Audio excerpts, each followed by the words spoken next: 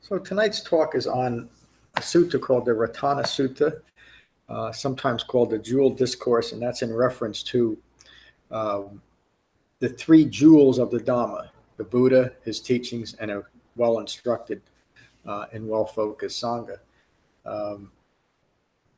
This is something that's referred to in all the different Buddhist schools and different lineages.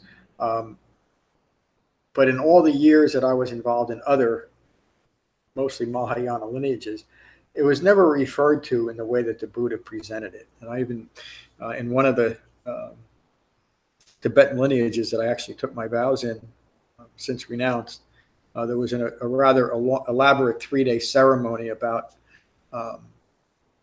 formally taking refuge. And the interesting thing for me, I didn't realize this until I kind of had left that order, a very prominent modern order,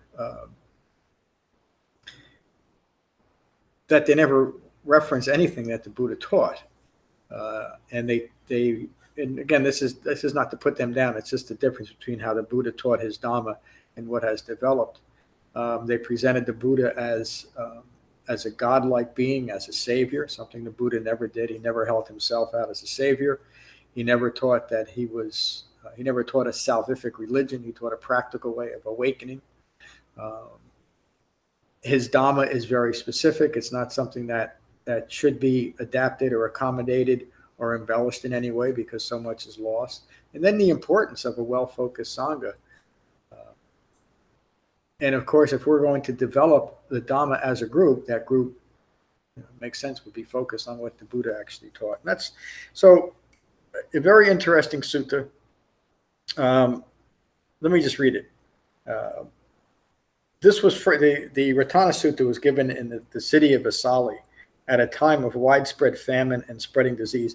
One of the things that, and it's kind of apropos for you tonight, Mike, is to really get a clear understanding of what is meant by entering into Dhamma practice, and to see this very clearly from an awakened human being's perspective.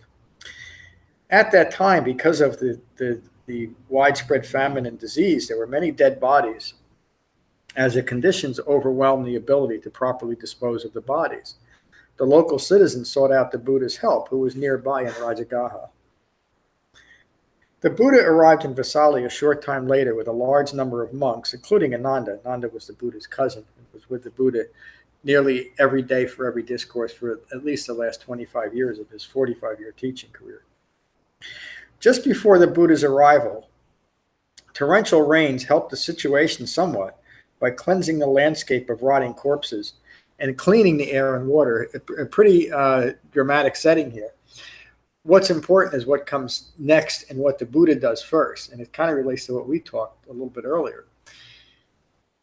Rather than come in there as a miracle worker, the Buddha first instructed the monks and nuns who were with him at the time to take care of the physical needs of the people, to make sure that they were safe, that they were well fed, they had some clothing and some shelter.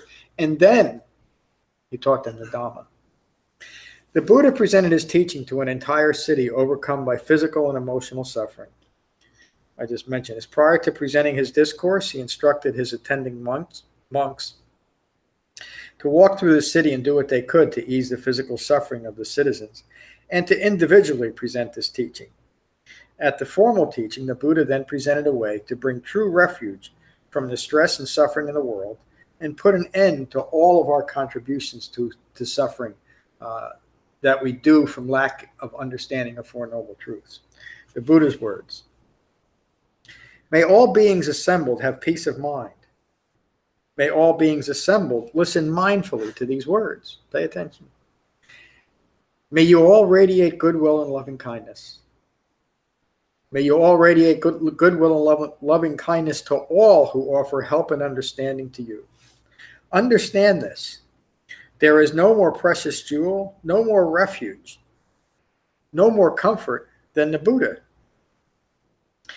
The Buddha never held himself out as anything other than an awakened human being. When he referred to himself, it was almost always with the words rightly self-awakened, meaning that he engaged in something that brought awakening within him.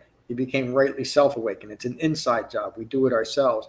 And that is what his Dhamma is about, is so that we can each, as individuals, become rightly self-awakened. And that's a very unambiguous term. Most people, what does it mean to be awakened? It means to be a fully mature human being who understands the true nature of life in the world. And because of that profound understanding, we no longer take things personally, we no longer react, and we're able to maintain a mind of calm and peace no matter what's occurring in the world. And that's a pretty significant accomplishment, to be able to develop this directly.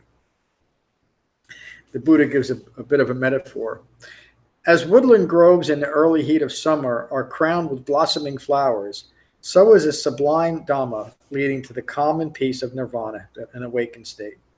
The peerless and excellent awakened one, the teacher of true understanding, the teacher of the noble Eightfold Path, is the Buddha, the one who has awakened. And again, he's just holding himself out as a human being who accomplished a certain task of developing awakening.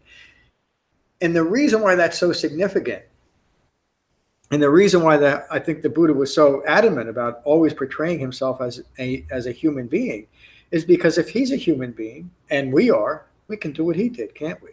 But if the Buddha is a god, or if this is some salvific religion that we have to appeal and appease this god, then it really isn't up to us, is it? It's up to the capricious notion of a supreme being. Again, the Buddha studied those types of religions. They were just as prominent during his time as they are today, and rejected them, not so much that they weren't worthwhile in a societal sense.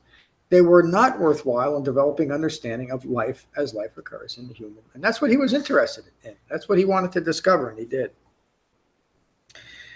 And here the Buddha is not teaching worship of himself. The Buddha often referred to himself as the Tathagata, which simply means the one who went forth, and in this case, it's the one who went forth first and figured it out. And now he's teaching others.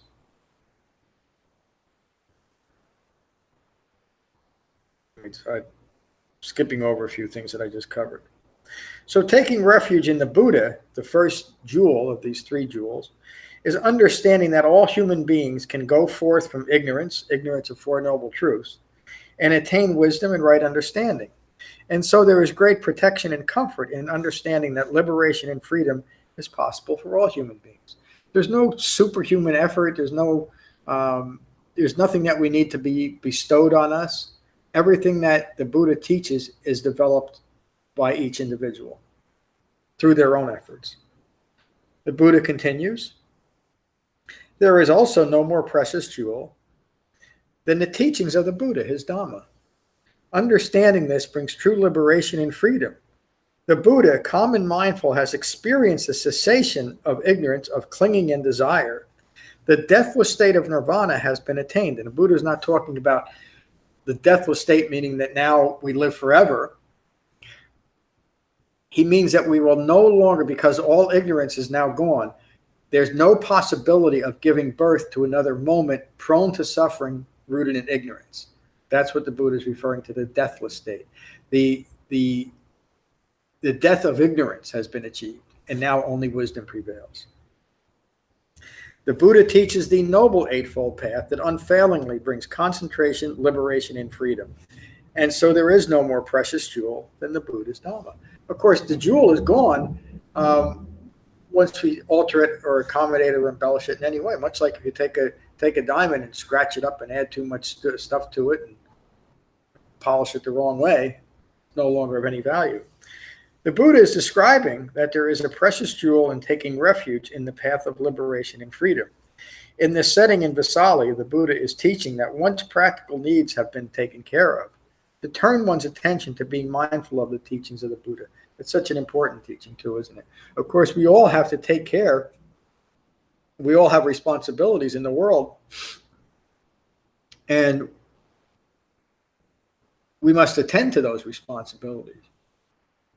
But we also must attend to our own well-being if we're going to be as effective and mindfully present for those that we care the most about, and for the world at large, for the people on our job and the people we might just come in contact with. We're simply much more present for them when we're more present within ourselves. So you could say that the most loving thing, and I say this often, the most loving thing I can do for myself, those people that I care most about, and the entire world, is to first take to the Dhamma and awaken. The Buddha continues, there is no more precious jewel than the Sangha. Understanding this brings true liberation and freedom. The virtuous ones who bring the Dhamma, they are the jewel of the Sangha. Those with steadfast minds, free of clinging, they are the jewel of the Sangha. Those that understand with wisdom the Four Noble Truths, they are the jewel of the Sangha. So do we want to be the jewels of our own Sangha? Of course we do, if we're part of a Sangha. What do we need to do that? Develop an understanding of the Four Noble Truths. In other words, stay authentic to what is a true refuge, the Buddha's Dhamma, and don't adapt or accommodate it or embellish it in any way, because then you're losing that refuge. You're polishing the jewel. It doesn't need to be polished.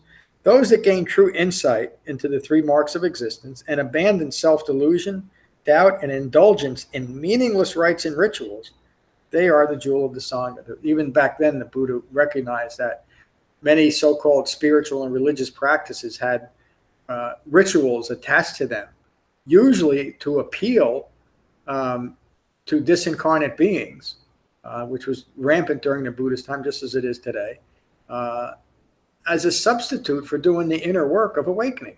In other words, if I do enough, light enough candles, or do enough visualizations, or do enough bowing, that's good enough to deliver me. There's the most prominent Buddhist school today, and I won't mention it, and I'm not disparaging it, but it's just the truth. Nearly their entire practice is a singular chant that you chant over and over and over again. There's no mention of anything else that the Buddha never taught that, so I shouldn't even say else. There's no mention of anything that the Buddha taught, save for this chant, and the teaching is that if you die with this chant on your lips, when you die, you'll be taken to a special type of Buddhist heaven and taken care of. That's wonderful. It's simply not what the Buddha